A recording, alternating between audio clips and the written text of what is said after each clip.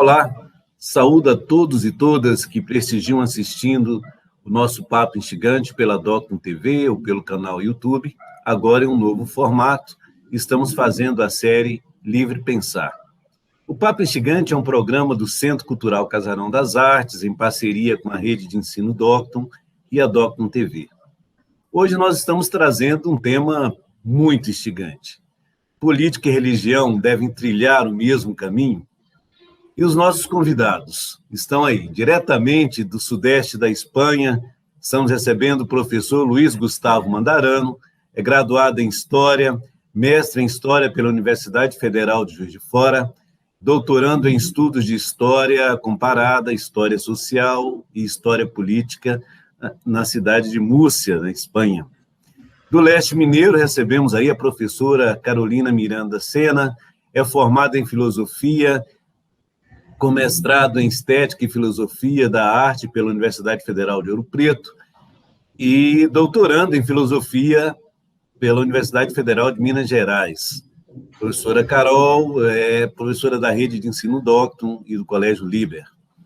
Da Zona da Mata Mineira, recebemos o professor doutor Emerson Sena da Silveira, antropólogo, mestre e doutor em Ciência da Religião pela Universidade Federal de Juiz de Fora, possui 2 estágios de pós-doutorado na área de Antropologia e o outro em Ciência da Religião pela Universidade Federal do Pará, palestrante, escritor, professor do Departamento do Programa de Pós-Graduação em Ciência da Religião pela Universidade Federal de Juiz de Fora. Minha gente, quando a gente busca abordar a política e a religião, a gente está falando aí de uma relação bem complexa. A religião e a política, eles se separam em vários momentos aí da história. E durante séculos, né, a igreja e as monarquias que governaram os países europeus eram praticamente a mesma coisa, uma única instituição, igreja e religião. Já aqui a Constituição nossa de 88, ela já inicia já com a palavra de Deus, né, em seu preâmbulo, mas mantém a ideia de que o Estado laico pode se manifestar religiosamente, né? Será que essa é a nossa realidade mesmo? Os nossos convidados, gostaria de começar, então, com essa reflexão, quer dizer, a nossa sociedade de um profundo pluralismo religioso, nós temos aí um congresso nacional que é mapeado por bancadas temáticas, e uma delas é a mais conhecida, né, a bancada da Bíblia, que se apresenta como uma frente parlamentar em defesa da vida e preservação da família. Hoje está com a média aí de 87 deputados, e deputados federais e 3 senadores. Eu queria saber de vocês o seguinte: a política brasileira hoje é mais religiosa do que no passado? Por que a política não consegue, então, distanciar-se da religião? Quem começa?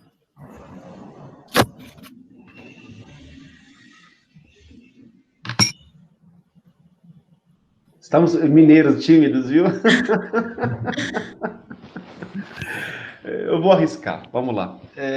Só fazendo alguns reparos na sua bela apresentação, Américo, pluralismo religioso desde um certo ponto de vista, porque mais de 80% dos brasileiros são cristãos, ou evangélicos ou católicos. Temos esse primeiro ponto. Do ponto de vista da vivência das experiências de fé, temos uma variedade imensa. Afro-brasileiros, orientais, dentro das próprias tradições cristãs, uma variedade enorme de vivências, mas a gente pode também encontrar linhas de pensamento que estruturam essas experiências e são padrões, são tendências. E partindo da sua ideia de que por que a religião não vive longe da política no Brasil? Primeiro, pela própria formação estrutural e histórica do Brasil. Você citou o regime do padroado, né, no qual o Estado era o protetor da igreja. Isso se manteve, apesar das experiências de laicização, de laicidade, ou seja, de separação da igreja do Estado. A experiência norte-americana e a experiência francesa. O Brasil inaugura sua Constituição Republicana, rompendo esse pacto do padroado e tentando laicizar as leis e sociedades. Mas isso sempre foi muito frágil, porque o poder da Igreja Católica, e depois, agora, no atual momento, o poder da Igreja Evangélica, ou de certo tipo de Igreja Evangélica, é muito forte sobre o Estado e exerce uma pressão, uma negociação, uma espécie de troca. E aí a gente tem que pensar por quê, né? E se a gente trabalhar, por exemplo, a teologia política, né? Depois eu vou recomendar um periódico para a gente sugerir para os nossos ouvintes, Revistas Interações da PUC Minas Gerais, ele traz um dossiê só sobre teologia política. Então, o que se trata disso? Toda teologia pressupõe uma concepção de política, de homem, de sociedade, não importa qual. Seja conservadora, que está no poder hoje, reacionária, né, seja a mais progressista. Isso é fundamental. O segundo elemento, que já foi trabalhado num jornal da Unicamp, que eu chamo a atenção, depois eu posso passar o link para vocês, do filósofo Roberto Romano da Silva. Ele é professor titular aposentado da Unicamp, uma das nossas mais prestigiadas universidades brasileiras, né? Ele tem um artigo chamado César o Papismo Evangélico, muito interessante. Ele começa com a fala de Damares Alves, ministra de Estado da Mulher e dos Direitos Humanos, né? E, literalmente, ela, né, Damares Alves, ela diz que quem muda a nação, quem muda a sociedade, é a igreja e não a política. Ora, olha o tamanho da contradição da frase. Ora, se a igreja, ou certo tipo de igreja, ou certo tipo de teologia, que muda a sociedade, por que então esse tipo de teologia de igreja vai à política para mudar a sociedade? Lança mão de instrumentos políticos para colocar o seu ideal de sociedade que é restrito àquele grupo. E é muito restrito. Se a gente tomar hoje as falas do novo ministro da Educação, que é pastor, eu não vou dizer denominação, porque eu acho que isso não é tão importante. O importante é a concepção de teologia, de homem, de sociedade, de economia, de família, que atravessa as concepções religiosas. Essas falas nos mostram uma espécie de enclave arcaico no mundo moderno. A concepção de família, né, a fala desse pastor, falando que o homem é o cabeça do casal, é o cabeça da família, e que tudo deve ser submetido ao homem. Gente, isso não existe na realidade brasileira. Na realidade familiar brasileira, a multiplicidade de arranjos familiares, que historicamente o Brasil viveu desde o Brasil colônia, né? As mulheres criam família, as nossas avós criaram família. Então tem toda uma concepção arcaica aí, que está coadunada com a política de extrema-direita. E aí, por que no Brasil, hoje, vemos esse fenômeno de novo, né, da religião casada com a política? Né? Apesar de uma Constituição que separa formalmente igreja de Estado, a penetração da igreja na República é algo que só pode ser comparado, por exemplo, com a reação da igreja à Constituição Republicana, né, pela qual ela conseguiu reintroduzir o ensino religioso de novo. Né? O ensino religioso tinha sido tirado em 1891, na primeira Constituição, mas a luta política da igreja conseguiu reintroduzi-lo sob o novo formato. Então, a extrema-direita e esse tipo de religião, eles têm uma afinidade eletiva, eles se atraem por conta das suas concepções de mundo, de homem, de sexualidade, de família, de economia anarcocapitalista e capitalismo neoliberal. Né? E a gente tem aí uma equação perversa em que um reforça o outro. Mas não é só no Brasil, não. Trump também tem esse tipo de combinação, né? E o Brasil, né, nessa extrema-direita, também acabou entrando nessa onda, que não é uma onda só brasileira, é também uma onda internacional. Então, isso reflete a Espanha, o Vox, né, o movimento, né, espanhol, também tem essa família idealizada que nunca existiu na história. Onde existiu esse tipo de família que eles pensam? Nunca existiu. Se a gente for trabalhar os historiadores, sociólogos, antropólogos, esse tipo de família é uma criação, é mais um desejo, né? É mais uma idealização do passado do que uma realização real. E com isso eu encerro minha fala, porque senão eu empolgo muito, né? Sou mineiro, no começo é tímido, mas no final, nossa senhora... Mas como é que você percebe isso, Carol? Assim, a política, ela agora, nesse momento, ela agudizou mais assim, essa composição, né, partidária, ela se tornou mais evidente, né? Eu estou falando, o Emerson traz uma visão mais panorâmica, em que assim, alguns países do mundo estão se repetindo isso, mas para você, essa questão agora, por que a política ela se atrelou mais, né? A gente vai até discutir um pouco pela frente, um pouco essas ligações como um referencial executivo, de um executivo interferindo direto em uma política pública. O Emerson situou a gente muito bem aí, né, na história, né? E ele mencionou que as religiões e a religião evangélica no Brasil, ela tem um projeto de poder. Ela tem um projeto de poder e um projeto de Estado, né? Que não é compatível com a nossa Constituição e não é compatível com a democracia, né? Ela exclui, e aí, entrando já na sua pergunta, né, as mulheres, né? Esse projeto de poder, ele tem muito claro aonde deve estar as mulheres, ele tem muito claro onde deve estar cada tipo de pessoa, né? Porque ele separa as pessoas por tipos, né?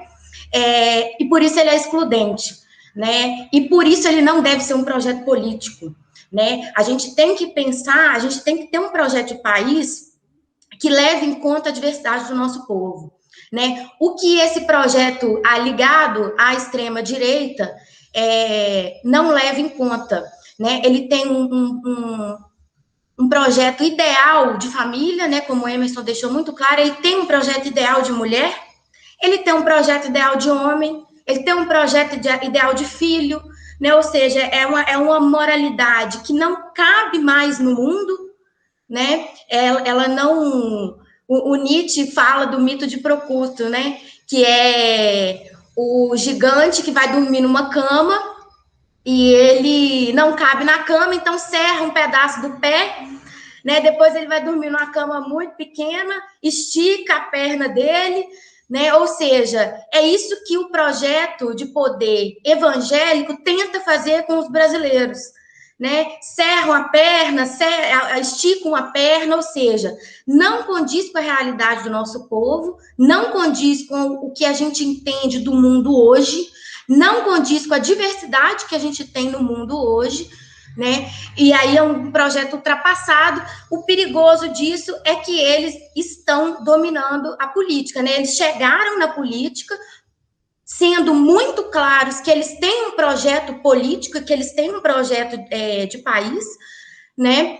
E eles têm apoio de grande parte da população, que inclusive não cabe nesse ideal de país, né? O mais contraditório é esse, né? É a força de manipulação do discurso religioso, que a pessoa não se percebe fora daquele ideal, né?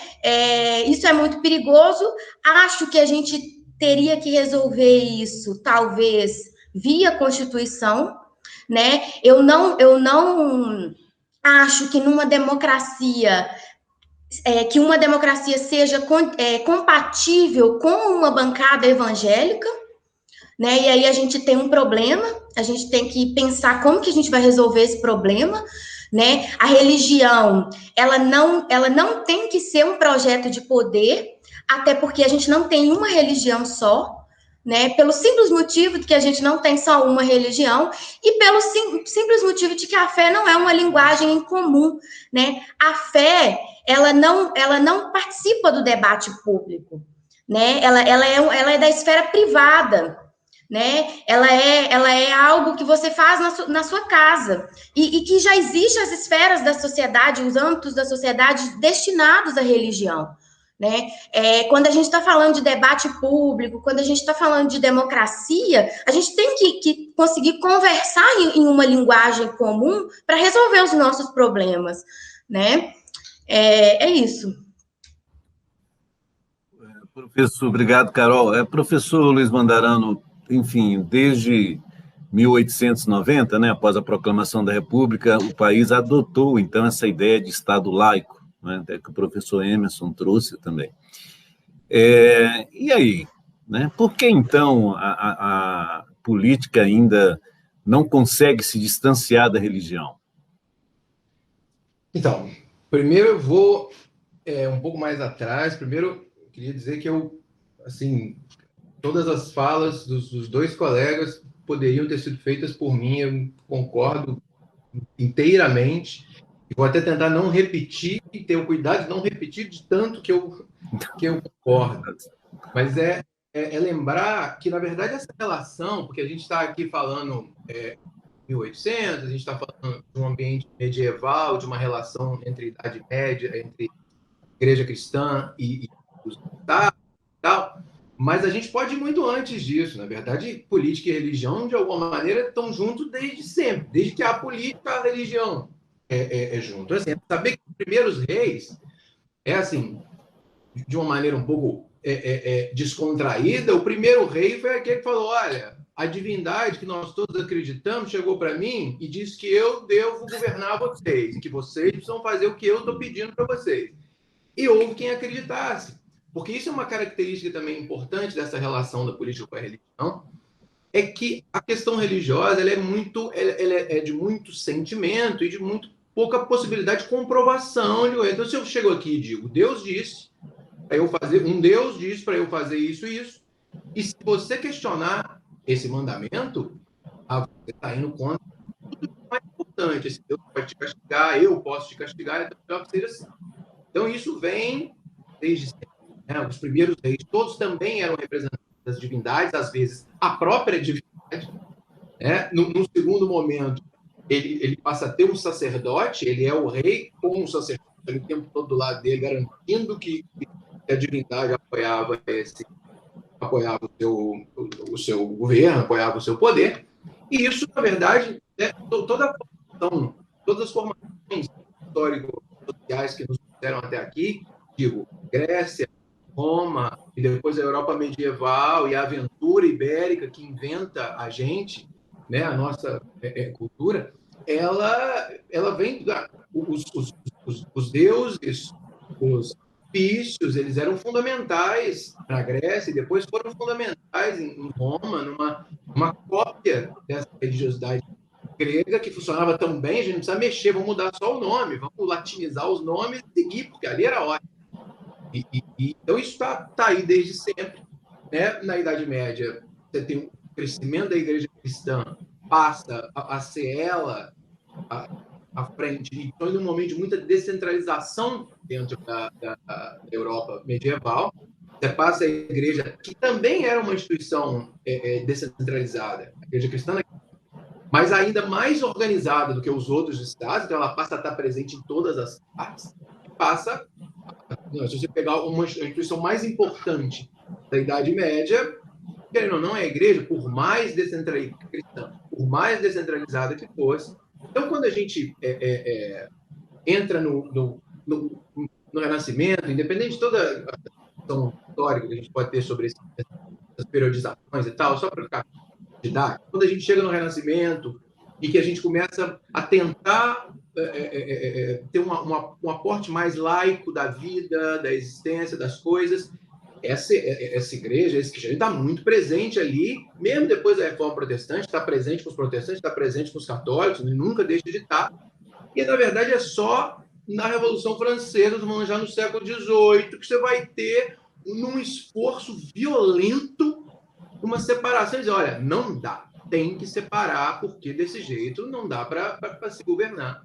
Então, você tem ali, de uma maneira extremamente artificial, porque no primeiro momento tem que ser artificial, você consegue ter algum nível de separação. Bom, é só para fazer essa coisa histórica, a gente saber que também não é um fenômeno de ontem, é um fenômeno de sempre. Mas aí a gente vem para o Brasil, né?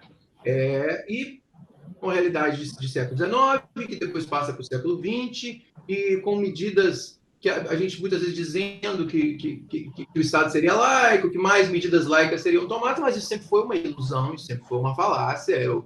Você tinha uma relação direta do Estado com a Igreja Católica, no caso né, no caso do Brasil, até determinado momento.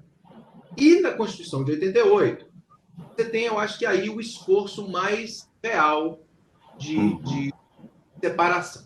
Até porque é um momento, que, se a gente pensar na realidade brasileira, é um momento que a Igreja Católica ela tinha perdido muito o poder. Não, as pessoas se diziam católicos, mas aquele poder que a religião muitas vezes tem de te influenciar desde a hora que você acorda até a hora que você vê, a forma que você se veste, a forma que você pensa, a forma que você... Isso a Igreja Católica tinha perdido de alguma forma. A gente inventou um pouco esse conceito do católico não praticante, um religioso não praticante. Isso é uma coisa que é contraditória de alguma forma em algum âmbito, se você analisar. Então, enfim, a gente tinha criado isso. Então, nesse momento, de 88, por mais que em seguida você tenha o retorno do ensino religioso e tal, é um momento que eu vejo que era propício para uma agudização dessa separação. Era uma coisa um pouco do inimigo fraco nas cordas, é a hora de derrubar. Porque se você não derruba e você deixa ele ali porque você acha que daquele jeito que ele está ele não vai te fazer mal, amanhã ele pode se reforçar, como está acontecendo agora, e aí se ele levantar de novo, vai ser difícil derrubar ele outra vez. Então, a questão não foi derrubado ali. Uma coisa que você já levantou, e que está também no nosso script, a questão dos símbolos religiosos, crucifixos, imagens, que ainda estão tão presentes em vários ambientes laicos, inclusive no Congresso, etc., isso tinha que ter sido retirado há muito tempo, que se fechasse essa porta, porque ou você tem, por mais que nós sejamos 80%, 90% cristãos, você tem os outros, e se nós vamos fazer um Estado laico, um Estado plural, ou vai botar o símbolo de todo mundo, ou não vai botar nenhum.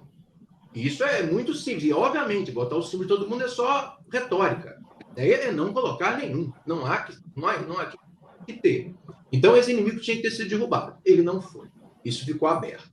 E aí, dessa ferida, a gente tem os novos movimentos, vamos falar aqui de, como bem colocou o Emerson também, vamos dar nome agora, mas a gente tem um novo movimento que cresce numa velocidade avassaladora e que está chegando cada vez mais longe no poder de maneira democrática, digamos, né? Vamos colocar, através do voto.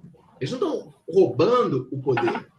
Bom, aí tem uma coisa fundamental da gente pensar, e que é essa mistura, que era o momento que isso tinha que ter sido separado, não foi, enfim.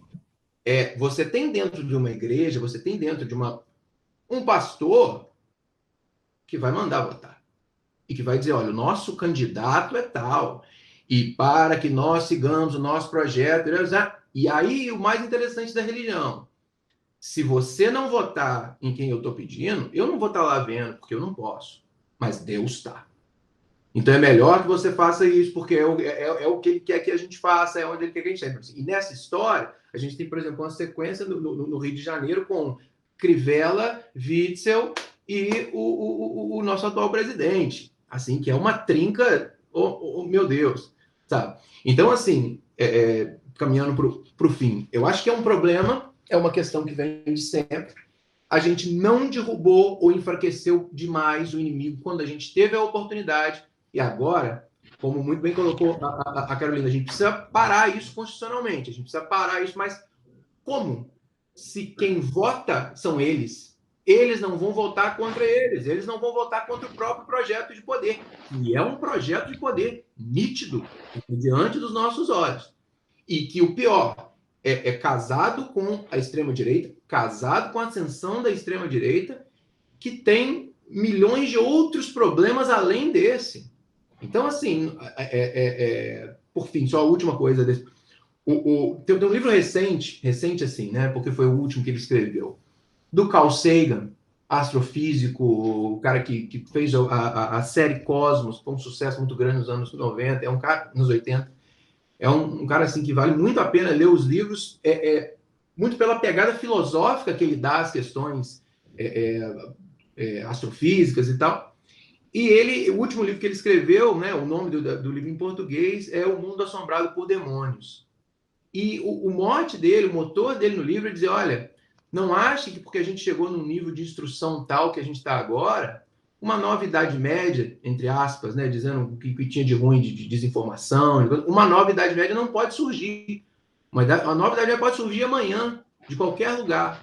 A gente precisa cuidar do nosso conhecimento, precisa cuidar da nossa ciência, porque só ela pode levar a gente, elas podem levar a gente aos lugares que a gente deve ir, e se a gente não cuidar, uma hora vai chegar uma onda e vai levar elas da gente.